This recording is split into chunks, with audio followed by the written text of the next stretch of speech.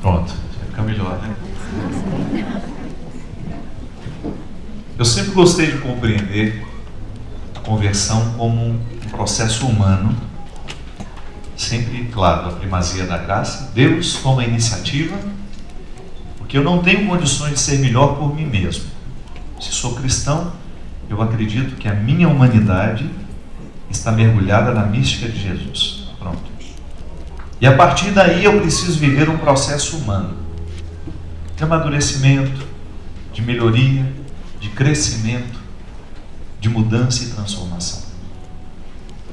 Lá em Boston nós pregamos sobre esse evangelho, fazendo uma distinção muito simples, mas pedagógica.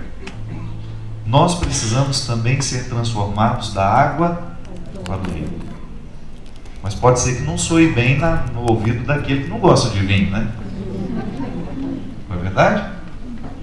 No momento da sede, se a gente tem uma garrafa de vinho, a gente gostaria que ela fosse transformada numa garrafa de água. Então, eu só uso a metáfora da transformação. Se é vinho em água, se é água em vinho, porque os dois têm muito valor. Jesus está contextualizado e está falando a partir de uma festa.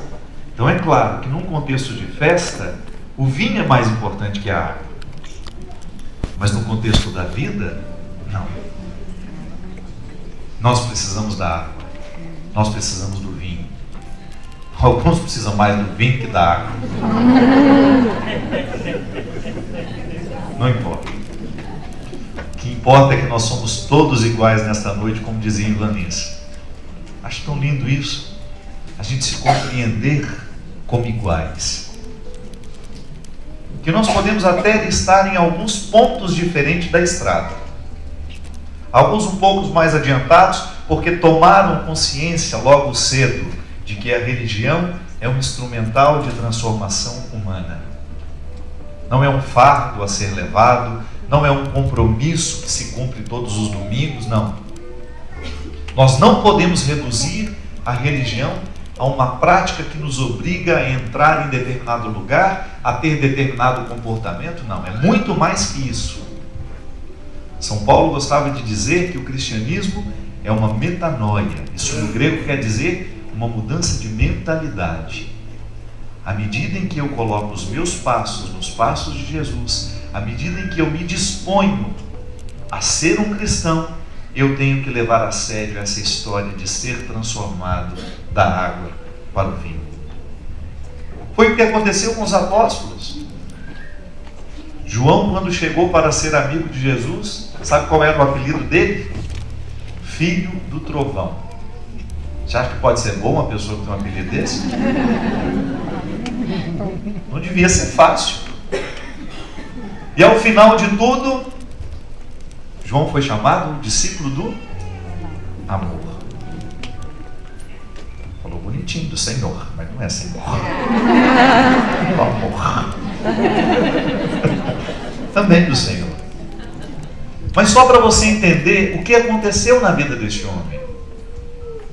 Ele chegou certamente portando um temperamento insuportável, devia ser arrogante, devia ser estúpido, e a convivência com Jesus fez com que ele assumisse um novo jeito de ser. Foi mudança, minha gente, tão substancial que a gente pode dizer que mudou o caráter dele. Da mesma maneira como mudou o caráter de Zaqueu. Zaqueu era um ladrão, um homem de péssima índole. Desceu daquela árvore e nunca mais foi o mesmo, porque deixou-se transformar pelo Mestre. Pedro foi modificado certamente em todas as dimensões da sua vida. Em todas as dimensões da vida, Pedro precisou ser mudado. Até mesmo no ofício. Ele era um pescador de peixes. Ele precisou ser pescador de homens da água para o vinho. E em Pedro tem uma transformação linda, que é da água para a pedra.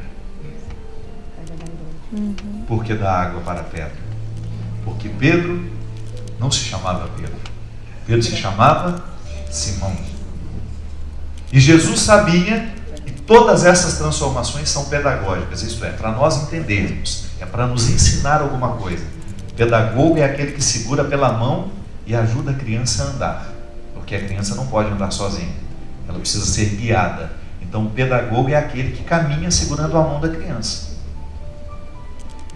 Isso é pedagógico para nós. Esse homem precisou ser transformado, ele saiu da condição de mero pescador para depois que foi trabalhado pelo mestre, e essa transformação se estendeu até mesmo depois da morte de Jesus, porque o que realmente transformou Pedro foi a ressurreição, porque ele ainda negou antes da morte de Jesus. Ele não era tão amigo assim,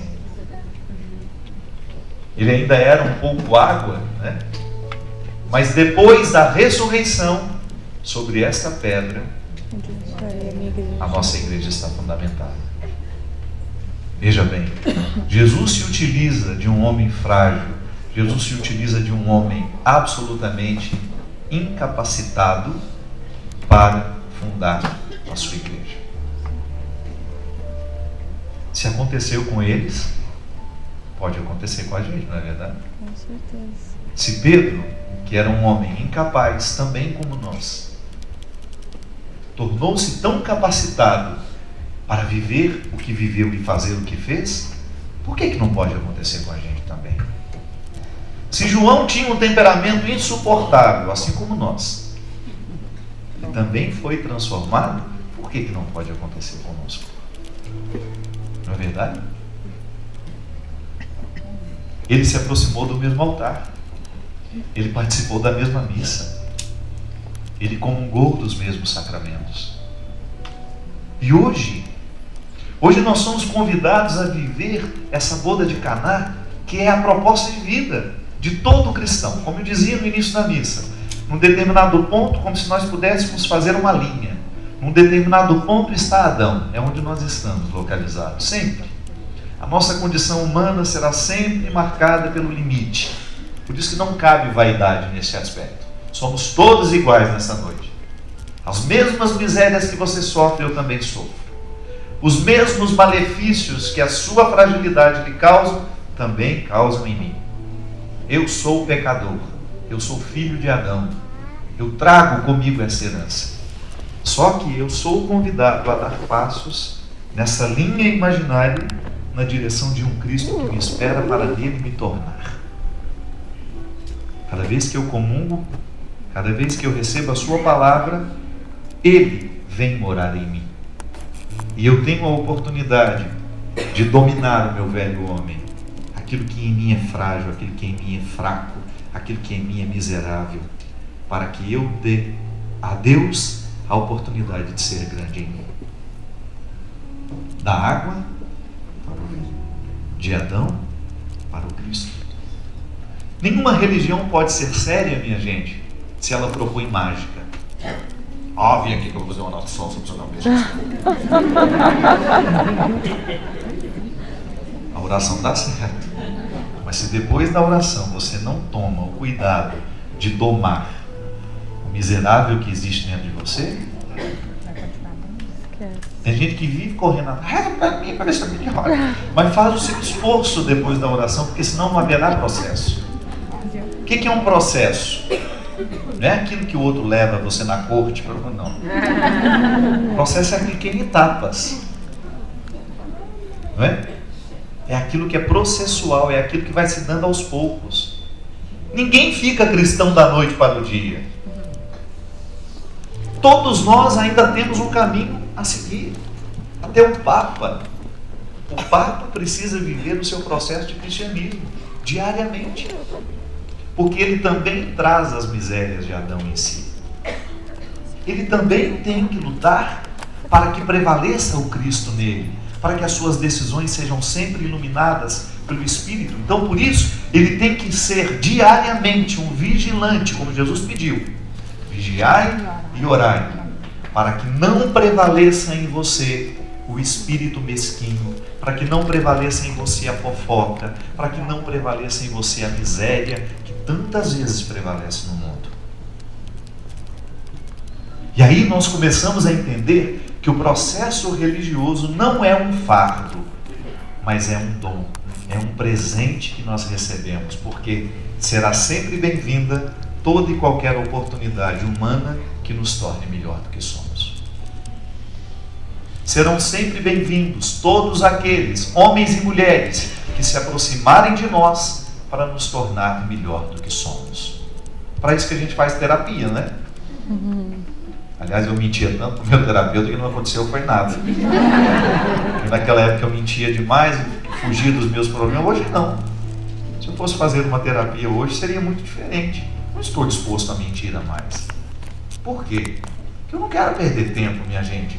Se eu sei que o Padre Honório pode me tornar melhor, eu vou grudar nele. Claro que eu não vou ficar um chiclete, mas vou ouvi-lo, vou ficar perto, vou fazer de tudo para que o meu cristianismo seja acelerado por ele. Se você descobre alguém que coloca um motor melhor que o que você tem, vai lá. São os escritores, os pregadores, os diretores espirituais.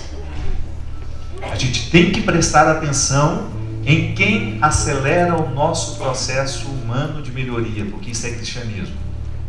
Os amigos. Se você sente que tem amigo que é freio de mão em vez de ser motor,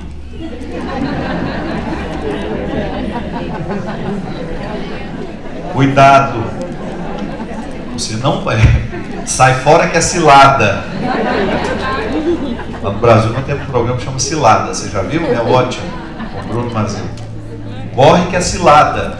Aquele amigo que te segura para trás, que não te deixa ir adiante, que insiste em lhe fazer querer as misérias da vida. Cuidado. O bom amigo é aquele que nos faz amigo de Jesus. Até abraçou ali, né? A sua amiga assim. É aquela que fala, vamos lá no retiro, vai ser bom, né? Vamos lá, você vai ouvir uma palavra boa, vamos à missa hoje, vamos lá participar do sacramento. Precisa saber, porque sabe por quê, minha gente? O processo é para todos nós. Quanto mais você estiver rodeado de pessoas que te fazem bem, mais rápido você anda na direção de Jesus. Porque às vezes nós já estamos lá na frente e de repente você começa a perceber que você está retrocedendo. O bom amigo é aquele que olha para você e sem medo de você estar sendo egoísta. Você não pode fazer assim. Você está sendo desonesto. Você está mentindo. Não pode. É aquele que vai iluminar o seu caminho com o seu bem-querer, né? Porque o bem-querer faz isso. O outro nos quer bem. Então o outro não nos quer perdidos. É aquele que vai ver que você está ficando viciado. Oh meu Deus, eu vou dizer aqui sem medo de errar. Todos vocês que são pais, eu acho que o que vocês mais sonham para os filhos de vocês são boas companhias. Estou errado? Porque quando você vê o seu filho bem acompanhado, ele está bem motivado. Se as companhias são ruins, há o risco de entrar a droga, de entrar o que faz perder. E infelizmente os nossos adolescentes ainda compreendem o processo religioso como algo ruim, chato, desagradável. Não entenderam ainda que nós estamos aqui reunidos porque nós queremos ser pessoas melhores, porque nós queremos dar certo na vida, porque nós queremos ser gente de sucesso. Quando eu digo gente de sucesso, não é que nós queremos aparecer no Big Brother, na televisão, no jornal, não. Gente de sucesso é aquele que deita a cabeça no travesseiro, feliz por saber que foi quem foi e que deveria ter sido. Acontece lá no silêncio da sua casa, quando você vai escovar o seu dente, você é capaz de sorrir para você.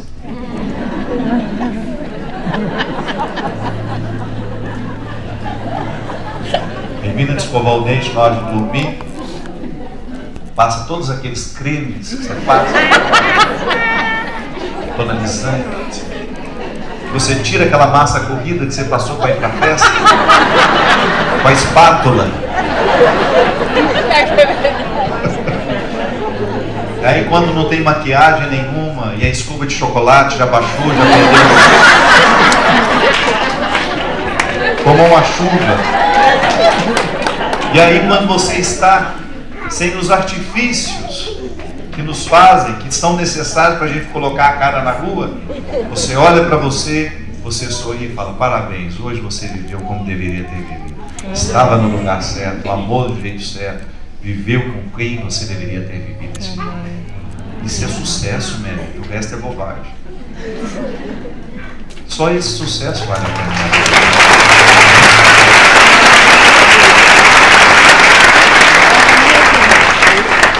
E veja bem, você saiu do Brasil, você vive um perrengue danado, que só você sabe o perrengue que você passa nessa terra. Não é brinquedo, não.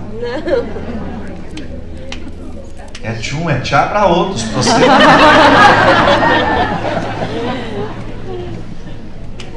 Agora você fica pensando, passar esse perrengue todo para não ser feliz? Ah, não. Aí é 2 suicídios. Exatamente. Eu acho que o pior pecado que a gente pode cometer na vida é a gente viver a vida errada. Esse é imperdoável. Porque você é que não vai se perdoar depois. Quando chegar um determinado momento da sua vida, quando você estiver naquela fase, põe no sol, tira do sol, põe no sol, tira do sol. É. Quando você já estiver dançando igual tia, assim. Você descobre a idade de uma pessoa é na festa. Tem uma música para todo mundo dançar. Se ela juntou as asinhas igual de galinha, velho.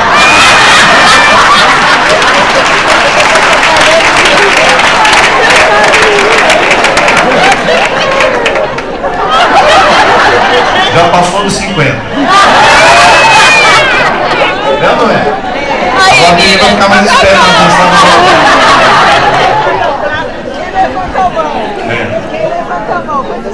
Levanta a mão. Quando chegar esse momento que você tiver que olhar para o que você escolheu, para o que você viveu, aí você vai se cobrar. Sabe, entender que Deus na nossa vida nos ajuda a fazer a escolha certa para que depois o resultado seja feliz, minha gente. Porque não é fácil para ninguém. Não é fácil para você, não é fácil para quem é muito mais rico que você, teve muito mais oportunidades que você. Não é fácil para ninguém, não é fácil para o pobre. Porque a vida, a existência, ela cobra da mesma forma. Ao rico, ao pobre, ao bonito, ao feio. Ela vai cobrar do mesmo jeito. É a pergunta fatal: o que você fez da sua vida? E nós, que temos como referência de crescimento este Cristo, que fazemos da nossa vida, nossa mística, a gente quer ser mais parecido com Jesus, de andar nessa direção, de caminhar na direção desse destino. Outra coisa que a gente não pode fazer se não estar atentos para que as nossas escolhas hoje sejam as mesmas de Jesus. Que às vezes nós complicamos muito, né? Não é complicado.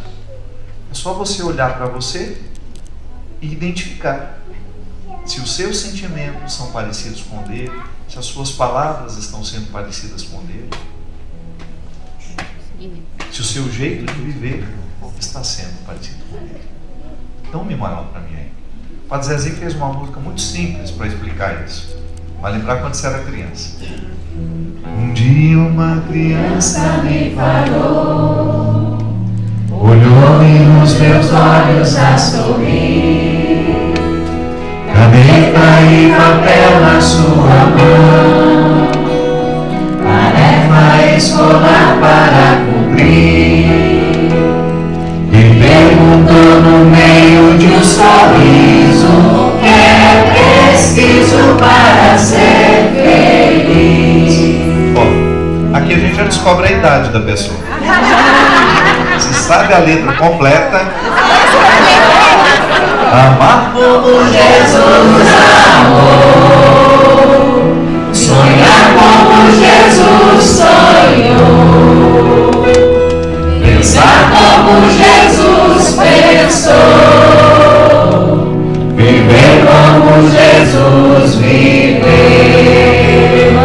sentir o que Jesus sentia, sorrir como Jesus sorria,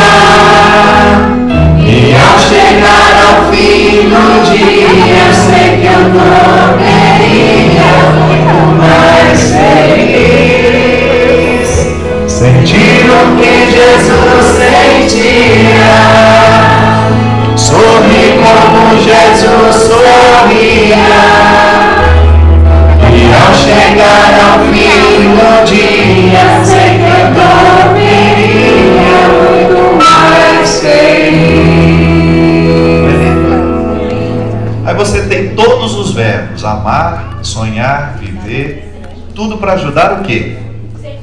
Dormir. Qual que é o último verbo? Eu sei que a gente até canta errado. Dormiria. Dormiria. Eu dormiria muito mais. Pode observar, a gente canta dormiria. Eu dormiria. Porque a gente dorme errado. Tem gente que precisa colocar um Lexotan na caixa d'água. Uns 3, 4 frascos lá para ver se toma.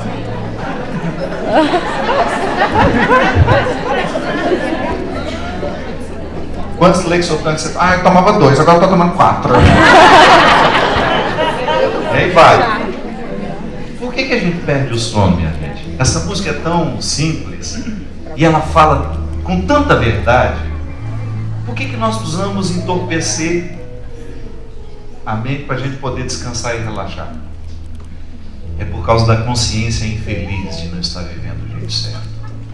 É estresse demais. Estou estressado. 2 palavras que a medicina descobriu que foi a salvação dos médicos: estresse e virose. A pessoa está perturbada da cabeça, ela está com estresse. Qualquer outro sintoma que você tem é virose. Mas nós estamos necessitando de muitos artifícios para dormir. O nosso sono não está sendo natural mais. Alguma coisa está errada. Alguma coisa está errada. Veja bem, amar como Jesus amou não é brinquedo, não. Quando você fala que esse amar, não é só para aquelas pessoas que você gosta, é para o seu marido. Ai, pai, eu tô tanta dificuldade com o Jorge.